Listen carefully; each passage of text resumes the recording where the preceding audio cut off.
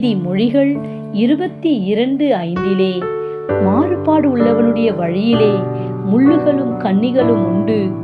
தன் ஆத்துமாவை காக்கிறவன் அவைகளுக்கு தூரமாய் விலகி போவான். மாறுபாடான வழி, எப்படியும் வாழலாம், எல்லாவற்றையும் அனுபவிக்கலாம் என்று பாதை மாறி போகிறவர்கள் வழியிலே முள்ளுகளும் கண்ணிகளும் இருக்கும். வேடன் பறவைகளை வேட்டையாட வழியிலே வலையை விரித்து அதற்குரிய ஆகாரத்தை போட்டு அதற்கு கண்ணி வைத்திருப்பான். ஒன்றுமறியாத அந்த பறவை அவைகளிலே மாட்டிக்கொண்டு தவிக்கும். இப்படித்தான் சத்ரு கூட உலக பாவங்களை காண்பித்து தன் வலையிலே சிக்க வைக்கிறான்.